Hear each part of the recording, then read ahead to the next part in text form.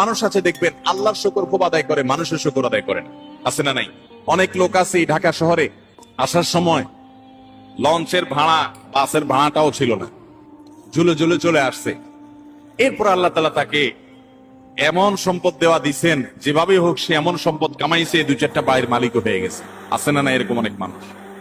কিন্তু ঘন ঘন দেখবেন আল্লাহর শুকর আদায় করে যে আল্লাহ আমাকে সব দিছে। ঠিক আছে, আল্লাহই তো দিছে, কিন্তু আল্লাহর কিছু বান্দাদের ভূমিকা ছিল কি ছিল না?